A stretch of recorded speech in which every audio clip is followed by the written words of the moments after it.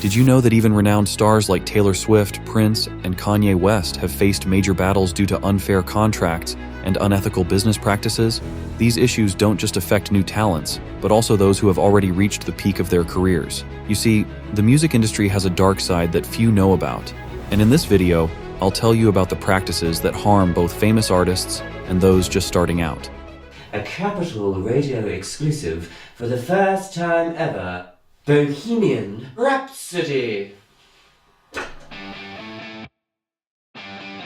In the mid-20th century, with the popularization of radio and television, music became an integral part of popular culture. The 50s and 60s saw the rise of rock and roll, jazz, and icons like Elvis Presley and the Beatles. Record labels had significant control over artists, but the industry was still in a phase where live music and physical recordings, vinyl and later cassettes, were the main sources of income. In the 80s and 90s, the introduction of the CD revolutionized the industry, offering superior sound quality and greater durability than vinyl and cassettes. This era was characterized by massive marketing and the global expansion of pop music, with artists like Michael Jackson and Madonna. Record labels became even more powerful, controlling not only production and distribution, but also the artist's image and marketing. Take a spin, now you're in with the techno set. You're going surfing on the internet. As Rich told you, we installed the internet on our computer just a short time ago, and I haven't been able to get the kids off it ever since. Legal troubles over copyright infringements aren't slowing down Napster. The song-swapping company is now in the top 50 list of most visited sites on the web. The most significant change came in the late 90s and early 2000s with the boom of the internet and the digitalization of music. Napster and other file-sharing platforms allowed users to download music for free, leading to a crisis in the industry due to the drop in CD sales. Record labels fought against piracy, but the digital transformation was unstoppable. Own nothing, have everything. Join us, Master. In the last decade, streaming has dominated the music industry. Services like Spotify, Apple Music, and YouTube have changed how music is consumed, with a model based on subscriptions and ads. While these platforms have democratized access to music, allowing any artist to upload their work, the compensation per stream is extremely low. Artists receive only a fraction of a cent per stream, meaning they must accumulate millions of streams to generate significant income. With these changes, numerous problems and dark practices have emerged. Unfair contracts, restrictive creative control, financial exploitation, and mental health issues have come to light, which we will now explore further. And I did all the work, I created it, so I felt like it should belong to me. That said, the companies felt otherwise, and they would always hold this contract up and say, well, you signed it. You probably don't know this, but most of your favorite artists do not own their work. Music, like, at this point, it loses me money. When artists sign with a record label, they often receive a financial advance that initially seems very attractive. However, this advance is not a gift. It's a loan that must be recouped through the artist's future earnings. If the album doesn't sell well, the artist ends up in debt to the label. But the label doesn't only earn income from music sales, they also take from other revenue streams of the artist, like tours, merchandise, and sponsorships. Contracts usually stipulate that the label takes the majority of the generated income. After deducting all associated costs, such as production, marketing, and distribution, artists are often left with just a small fraction of the profits. Additionally, record labels do not always provide clear and detailed reports on how these revenues are distributed. This leaves artists with little understanding of how much money they are actually generating and how they are being paid. This can mean years or even decades of working under strict contractual conditions to repay the money. If America's Most Wanted blew up, you pay me the advance for the follow-up. Now, is that not what the fuck you said? That is what I said, but it is more complicated than that, Cube. Right, there are metrics. Come on, Brian. I got a baby on the way, and a house I just paid for off the strength of what you told me. A notable example is the R&B group TLC, which had to file for bankruptcy in 1995 despite selling millions of albums. The structure of their contract allowed the label and managers to take most of the revenue, leaving the group in a precarious financial situation. We are the biggest selling female group ever. 10 million albums worldwide. We have worked very hard. We have been in this business for 5 years. And we are broke as broke can be. I know it's hard to believe because we've sold so many albums, but it is possible. That's the deal here. And we're not happy at all. James Brown to Sammy Davis Jr., some of the real pioneers that inspired me to be the entertainer that I am. These artists are always on tour because if they stop touring, they would totally go broken.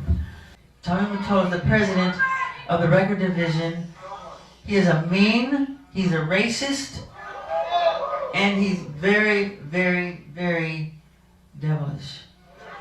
But it's not just about the income produced by the artist. Contracts often include restrictive clauses that limit artists' freedom. For example, labels may have the final say on which songs are released as singles, which albums are produced, and when they are published. Labels and promoters often push artists to produce music that fits current market trends rather than fostering innovation and originality. Additionally, many contracts prevent artists from collaborating with other musicians or releasing music independently. This leads to the production of homogeneous music and the loss of artistic identity, as musicians are forced to prioritize commercial success over their creative vision. What are they feeding you? Smelly cat, smelly cat. Oh, whoa, oh my God. I mean, like, who was that? Taylor Swift is a prime example of how record labels can influence creative control. Taylor signed her first recording contract with Big Machine Records in 2005 when she was just 15 years old. Big Machine Records helped launch Swift's career, and she quickly became one of the most successful artists of the decade. During her time with Big Machine, Swift released 6 studio albums, all of which were extremely successful in terms of sales and critical acclaim. However, the contract granted Big Machine ownership of the masters of all the songs Swift recorded during her time with the label. Later in her career, she had to re-record her first 6 albums.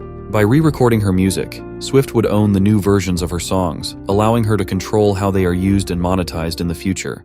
I made it very clear that I wanted to be able to buy my music. That opportunity was not given to me, and it was sold to somebody else. And so I just figured I was the one who made this music first. I can just make it again. Yeah. So that's what we're doing. Another example is Kanye West, who has been very outspoken about his desire to have complete creative control over his music. Throughout his career, Kanye has openly criticized the music industry for restrictive contracts and the lack of control artists have over their work. In 2020, Kanye posted photos of his contracts with Universal Music on Twitter, demanding to be released from his contractual obligations and fighting to own his masters. During the 90s, Prince also had a very public dispute with his record label, Warner Bros. The conflict centered on the lack of creative control and Prince's inability to release music at his own pace. He felt he was being treated like property rather than an artist. In protest, Prince changed his name to an unpronounceable symbol and wrote slave on his cheek during public appearances. It shouldn't be a situation where they own the album or the work, except we're talking about intellectual copyright. If they're going to be indeed a delivery service, then that's fine. But even FedEx doesn't say that they own the thing that they ship, you know, right? Finally, recording contracts are often long-term and difficult to break. Artists can be tied to a label for several albums or a set number of years, during which they have little or no opportunity to renegotiate the terms of the contract. Even if the artist wants to change labels or pursue a different direction in their career, contractual clauses can make it extremely difficult or expensive to do so. This lack of flexibility can be detrimental. After learning all this, it's easy to understand the mental fatigue, constant pressure, and stress that artists endure, which is one of the serious issues in the industry. Artists not only have to worry about all the legal problems, but also the need to stay relevant, produce hits, and meet the expectations of the public and record labels, which can be overwhelming. Additionally, the lifestyle of a musician is extremely demanding and exhausting. Constant touring, long hours in the studio, and endless promotion sessions can leave little time for rest and recovery. Artists like Selena Gomez and Justin Bieber have publicly spoken about the stress they feel being constantly under public scrutiny and the pressure to maintain their popularity. Despite fame and success, many artists experience isolation and loneliness. Life on the road, away from family and friends, can be extremely lonely. Lady Gaga has openly discussed her struggles with loneliness and depression, despite her professional success. Why is it that you want to quit music a couple years ago? I was like, well, I really don't like selling these, fragrances, perfumes. I don't like wasting my time spending days just shaking people's hands and smiling and taking selfies. feels shallow to my existence. I have a lot more to offer than my image. I don't like being used to make people money. I feel sad when I am overworked and that I just become a money-making machine and that my passion and my creativity take a back seat. That makes me unhappy. Isolation can lead to other mental health issues and a downward spiral if not managed properly. The music industry, although shiny on the outside and a constant source of entertainment and art for millions, is deeply broken and plagued with harmful and unethical practices. It is evident that the current system disproportionately benefits large corporations at the expense of the creators. What do you think about this? Is the music industry really bad, or is it just doing its business model?